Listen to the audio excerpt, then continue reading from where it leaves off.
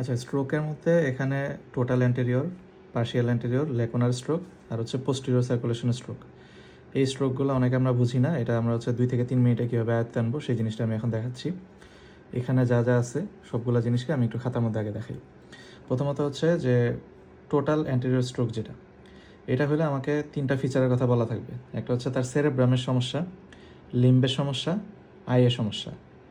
যদি cerebrum, limb এবং I, আচ্ছা এখন যদি বলে আইয়ে কী সমস্যা, আইয়ের সমস্যাটাকে আমরা মনে রাখবো হচ্ছে হেমিয়ানোপিয়া। হেমিয়ানোপিয়া অর্থাৎ চোখে হেমিয়ানোপিয়ার কথা বলা থাকবে।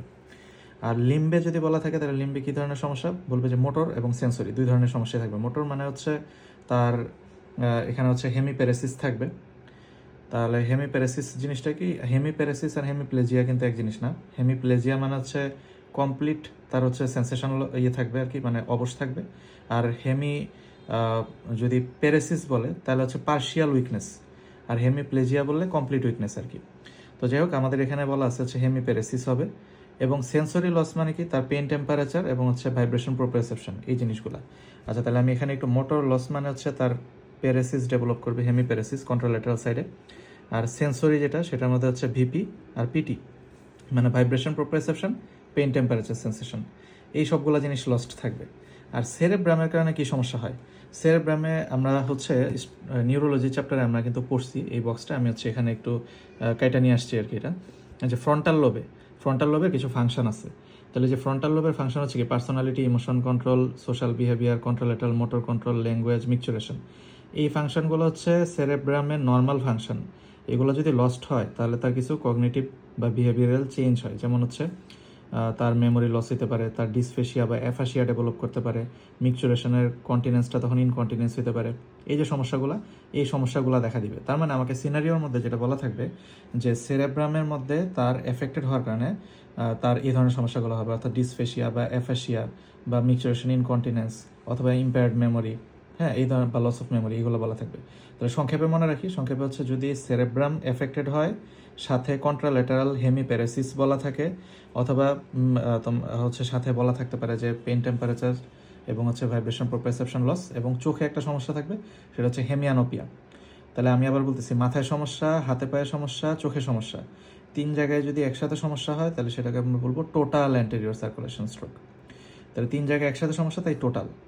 আর এটা কোন আর্টারি ড্যামেজের কারণে, সেটা হচ্ছে মিডল সেরেব্রাল আর্টারি, এটা ড্যামেজের কারণে টোটাল অ্যান্টেরিয়র সার্কুলেশন স্ট্রোক হচ্ছে।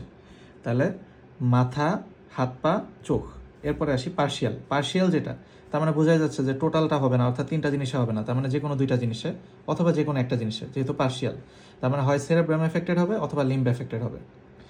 তার মানে লিম্বে আবার তাও সেটা কিন্তু মোটর সেন্সরি 2টাই না, শুধু মোটর, মানে তার হচ্ছে উইকনেস দেখা দিবে বা হেমিপ্যারেসিস দেখা দিবে, কিন্তু এখানে তার পেইন টেম্পারেচার বা ভাইব্রেশন প্রোপ্রিওসেপশন সেন্সেশন এটা আবার ইনটেক্ট থাকবে।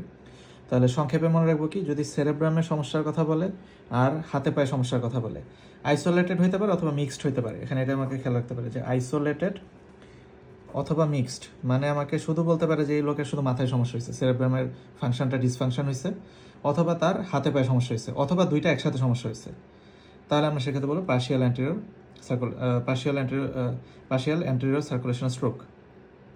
তাহলে এই জিনিসটা কোন আর্টারি ড্যামেজের কারণে হবে, এটা হচ্ছে branch of middle cerebral artery অথবা anterior cerebral artery, branch of middle cerebral অথবা অ্যান্টেরিয়র সেরেব্রাল আর্টারি। আচ্ছা, আমি সার্কুলেশনটা এটা পরে দেখাচ্ছি। এরপরে আসি লেকুনার বললে সবসময় আমরা মাথার মধ্যে চিন্তা করবো যে খুব ক্ষুদ্র একটা অংশ জুড়ে আর কি সমস্যা। তাহলে ক্ষুদ্র অংশ জুড়ে যেহেতু সমস্যা হবে, তার মানে এখানে দেখো প্রথমটার মধ্যে 3টা জিনিস এফেক্টেড হয়েছিল, তারপরেরটার মধ্যে পার্শিয়াল যখন বলছে তখন 2টা জিনিস এফেক্টেড হয়েছে। আর এটা যেহেতু লেকুনার মানে আরও ক্ষুদ্র, তার মানে এটার মধ্যে শুধুমাত্র একটা জিনিস এফেক্টেড হয়েছে, অর্থাৎ শুধুমাত্র লিম্ব এফেক্টেড হয়েছে। আর লিম্ব যখন এফেক্টেড হবে তখন তার মধ্যে সেন্সরি মোটর 2টাই লস হবে, অর্থাৎ তার সেন্সেশনটাও লস হয়ে যাবে, পেন টেম্পারেচার, ভাইব্রেশন প্রোপ্রিওসেপশন, এই সেন্সেশনটাও লস হয়ে যাবে, পাশাপাশি তার মোটর যে মানে উইকনেসটা ডেভেলপ করবে। তাহলে লিম্বে যখন এফেক্টেড হবে তখন তার সেন্সরি মোটর 2টাই সমস্যা দেখা দিচ্ছে। তাহলে এটাকে আমরা বলছি লেকুনার অ্যান্টেরিয়র সার্কুলেশন স্ট্রোক। এরপরে বাকি থাকলো পোস্টেরিয়র সার্কুলেশন স্ট্রোক। পোস্টেরিয়র যেহেতু বলছে, তার মানে আমার এখানে সেরেব্রাম আসবে না, তাহলে পোস্টেরিয়র মানে হচ্ছে সেরেবেলাম, তাহলে সেরেবেলামের সমস্যা হবে। আর আমরা জানি আমাদের ভিজুয়াল ইমপ্রেশন তৈরি করে কে, সেরেবেলাম, তার মানে আমার এখানে ভিজুয়াল প্রবলেম রিলেটেড কোনো একটা কথাবার্তা বলা থাকবে। এবং হচ্ছে সেরেবেলামে ভিজুয়াল প্রবলেম, এই যে এখানে কিন্তু আয়ের কথা বলা আছে, তার মানে আয়ের এখানেও কিন্তু আমরা হেমিয়ানোপিয়া কথাটা পাবো। তাহলে আমরা হেমিয়ানোপিয়া কিন্তু 2 জায়গায় পাইতেছি।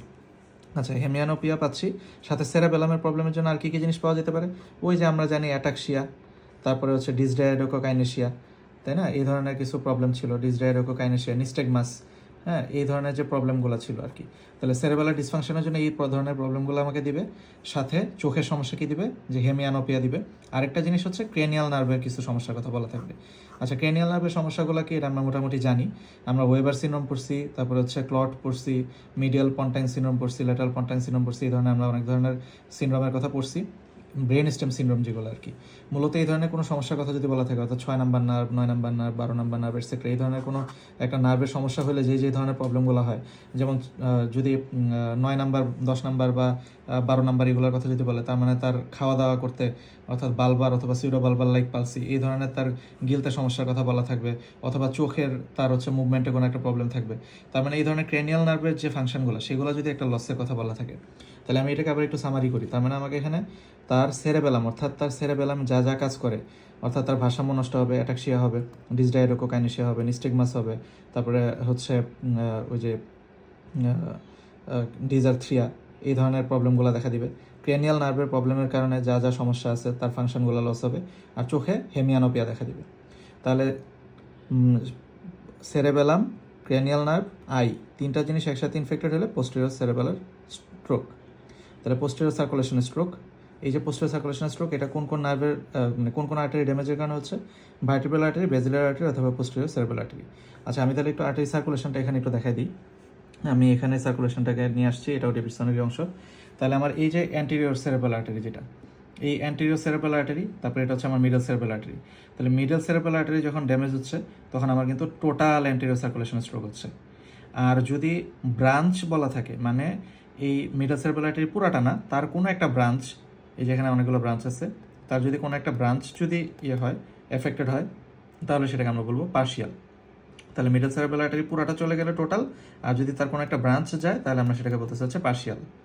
আর ল্যাকুনা হচ্ছে এই যে এখানে স্মল পারফোরেটিং কিছু ভেসেলের কথা দেওয়া আছে, এই যে স্মল পারফোরেটিং ভেসেলগুলো, এইগুলো যদি কোনো সমস্যা হয়, তাহলে সেটাকে আমরা বলবো ল্যাকুনার। তাহলে আমরা আবার একটু ক্লিয়ার করি, মিডল সেরেব্রাল আর্টারি পুরাটা চলে গেলে টোটাল, ব্রাঞ্চের কোনো একটা অংশ গেলে পার্শিয়াল, আর যদি স্মল পারফোরেটিং ভেসেলগুলো যায়, তাহলে সেটাকে আমরা বলবো ল্যাকুনার স্ট্রোক। এরপরে আসি, সেটা হচ্ছে পোস্টেরিয়র সার্কুলেশন স্ট্রোক। তাহলে পোস্টেরিয়র সার্কুলেশন স্ট্রোক বলতে কি, এই যে পিছনের পার্টটা, মানে সেরেবেলাম যেটা, সেটাকে যে ইয়েটা দেয় আর কি, মেনলি সাপোর্টগুলো, তাহলে সেটা হচ্ছে কি ভার্টিব্রাল আর্টারি অথবা বেজিলার আর্টারি, অথবা এখানে এই যে পোস্টেরিয়র সেরেব্রাল আর্টারি। তাহলে এই তিনটা আর্টারি যদি ড্যামেজ হয়, তাহলে পোস্টেরিয়র সার্কুলেশন স্ট্রোক। তাহলে কি বললাম, ভার্টিব্রাল আর্টারি, বেজিলার আর্টারি, আর হচ্ছে পোস্টেরিয়র সেরেব্রাল আর্টারি। তাহলে আমি আবার একটু এখানে সামারি করে দিই, আর্টারি ড্যামেজ কোনটা। যদি মিডল সেরেব্রাল আর্টারি পুরাটা ড্যামেজ হয়, তাহলে পুরাটা ড্যামেজ হলে টোটাল, তার কোনো ব্রাঞ্চে ড্যামেজ হলে সেটাকে বলবো পার্শিয়াল। যদি স্মল পারফোরেটিং ভেসেলগুলো যায়, তাহলে সেটাকে বলবো ল্যাকুনার স্ট্রোক। আর যদি এই যে ভার্টিব্রাল, বেজিলার, পোস্টেরিয়র সেরেব্রাল আর্টারি, এই নিচের অংশটার মধ্যে যদি সমস্যা হয়, তাহলে সেটাকে আমরা বলবো হচ্ছে পোস্টেরিয়র সার্কুলেশন স্ট্রোক।